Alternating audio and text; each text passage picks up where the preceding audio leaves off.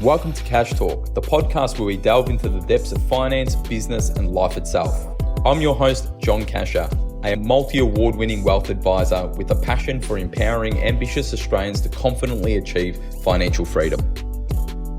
Hey everyone, before we get started, this is a quick reminder that everything in this podcast is of a general nature and nothing has been tailored to your personal circumstances. So please seek personal financial advice before acting on this information. Welcome back to Cash Talk, and today I'm joined by Anth. Anth, how are you, man? Good, thanks. Yourself? Yeah, not bad, mate. Not bad on the home stretch to going overseas, which is always exciting. Going on a holiday. Feels like I haven't been on a holiday for a while, but I'm not going to complain because it's only been a few months. But yeah, a lot happening in my life, both from kids and activities and stuff like that, but also business and with this impending house move as well too. So a few things happening in my life. What about you, man? Not too much going on for me. Just being pretty cruisy, wedding planning, but most of that's done. Now just trying to organise a few bits and pieces, but that's really it. How was the end of financial year rush for you? Yeah, it was good. We got through well prepared, so it makes things a lot easier when we've got a bit of a lead up preparing for things like the main ones. End of financial year contributions is usually a big one, but prepared well, so went really smoothly. Yeah, awesome. Now today we want to kind of jump into a very important topic that is important for building wealth, and that's around cash flow. And we constantly say to people that cash flow is like oxygen for your finances. If you have it, it's really pumping, it's doing the things that it wants to do for your financial body. But if you don't have it, you can sometimes feel like you're strangling. And we've got a few questions prepared, that some of the things that we commonly hear, and we're going to kind of break some of these down so that you can take those in, relate to yourself, and hopefully we give you some golden nuggets along the way. And I'm going to get straight into it when it comes to cash flow. And one of the ones that we do get is around just simply how much should you be saving, say, each month? And what do you say to someone like that? Yeah, I really like to set the target of a 20% surplus cash flow rate. And that is between extra money towards your debt, savings, investments, extra super contributions, stuff like that. All of those wealth creation, all that money going towards wealth creation or savings, I really like to target 20%. But that's sort of like the first step. And then once you get to there, we're just building up. But I think 20% as a blanket rule is usually a good number to be aiming for. Obviously, that depends on your situation and where you are in life, but that's usually my go-to number. And so that 20%, just so we break this down a little bit more. So that's like, we've got our income, we've got our expenditure. We're talking, are we putting extra cash flow towards our debts and stuff like that? Are we investing anything?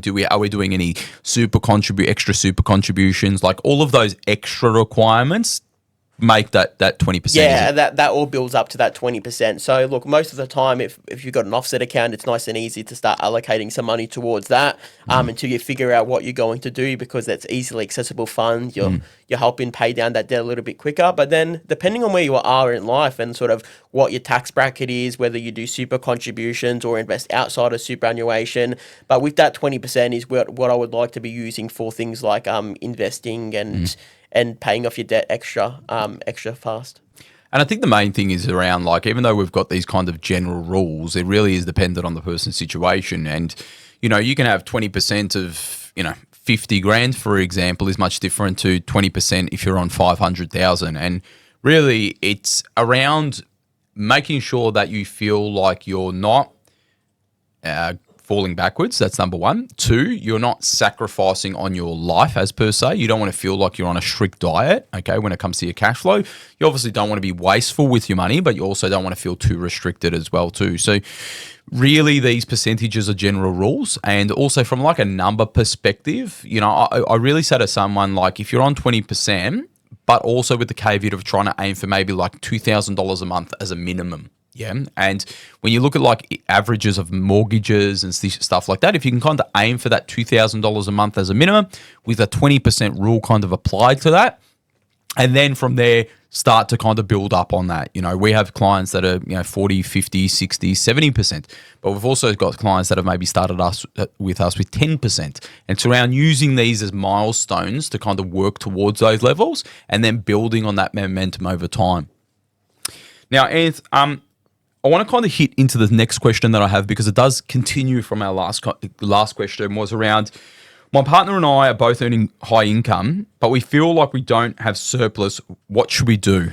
Yeah, well, this is a good one because it's not necessarily about what you earn; it's about what you spend. And a lot of the time, high income earners have a different lifestyle to maybe someone who's earning a bit more of a lower income. So things like they're probably living in a I don't know, in a city suburb where house prices are quite high. Therefore, you've got a higher mortgage. So most of the time mortgages are the biggest expense in the budget. So if you've got a really high mortgage, a lot of your cash flow is getting chewed up by that. But then also the lifestyle, okay? If you've got I don't know, if you're a higher level manager at a certain company, maybe there's a certain persona you might have or a look that you've got where you need to spend a little bit more money, or let's say a common one is like real estate agents. They like to, it's a, I don't know. Stereotypical thing where they've got a nice car. So that could come along with it too. But really just going through the budget, having a look, okay, can we cut out some of this unnecessary stuff? Maybe there's a lot of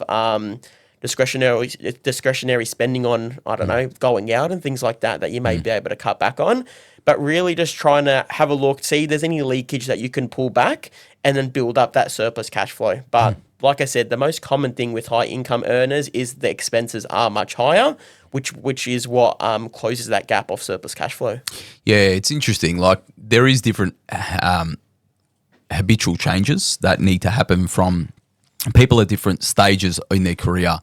And what I do find when it comes to high income earners is that there's also higher incomes, but like Anthony said, higher, living expenses or expenses in general. And this is where you often hear about this kind of lifestyle creep where income has continued to grow and so has expenses. And one of the things that we aim to do with our clients is, let's say your income is increasing at an average rate of, say, 3% annually. Well, to make sure that we're not feeling too restricted, like I said before, maybe what we try and do is aim for the expenses to maybe just increase at, say, 1%. Okay, so income's increasing at 3, expenses are increasing at 1. Therefore, we're bridging a gap of, say, 2% compounding over time. Now, as we know, if we have sudden shifts, like, for example, cut out, say, $10,000 from $100,000 worth of expenses, that 10% hit, you're really not going to last, okay, because you're taking something away that you're generally doing. But what we can do is get kind of 1% better each year. And so by doing this, compounding that extra 2% gap that we're creating over time, the impact on people's lives is absolutely amazing. And I've been really blessed in the last couple of weeks that I've been getting some client review videos, experience videos, and just hearing people that have been with us for 4, 5, 6, 7 years, whatever it is, telling us about one of the things that I heard across the board is that they feel like their life has become easier and that they are experiencing a much better life, okay? Now, obviously, if they were feeling really restricted by their cash flow, they wouldn't be saying things like that. And yet, we're using these techniques. So, Anthony also made another comment, it's not what you make, it's what you spend. There's also an argument for the other side as well, too. So, as much as that is true, there is also some people that need to be aware that cost of living is increasing. And so if you're not aiming to earn more and you're choosing to go down the pathway of just being comfortable in the job you're at, well, then how can you get those 3%, 4%, 5% increases and keep up with above inflation? That's a good point because there's a minimum level of expenses. You can cut back as much as you want, but there's always going to be that certain benchmark that you're going to need to spend. There's a floor. You can't go past that, yeah? And so you need to be aware of how can I create surplus cash flow, and that surplus cash flow can be created, yes, by being optimal with your expenses, but also what do I need to do with my income? And like you said as well, a good thing to focus on is as your income increases, you try to allocate that income to your surplus cash flow and reduce expenses. So yes, every year with inflation, expenses are going to grow. But exactly like you said, if your pay is increasing at 3% and you keep your expenses growing at 1%, that's 2% every year that you're going to grow your cash flow by. So it's not necessarily always something that can just, oh yeah, we're going to do a budget and change everything overnight. Sometimes it's a longer term activity where you really need to just, okay, if we can stay consistent, work for these pay increases, and as they start to come through, start to allocate more to surplus cash flow. And if you do that for a long period of time, you will see that surplus cash flow start to grow. Yeah, and a lot of people get impatient. Like that, we are as a species, we sometimes get impatient. We're not patient people, but we need to learn to be patient. And like if we look at the health industry or like in nutrition, like let's say you were having a line, of dairy milk chocolate every night. Yeah.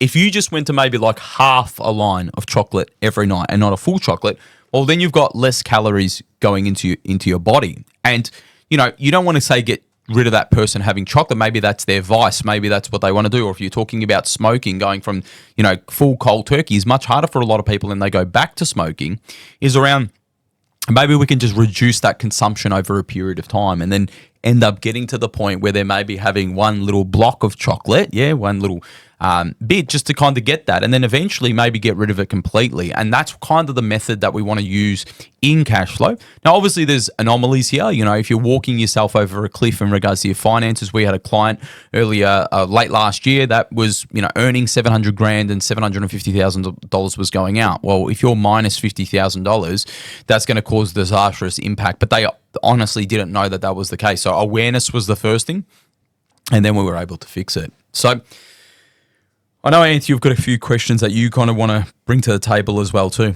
Yeah, so one that I've got here is my partner and I have very different spending habits. How do we manage our money as a team?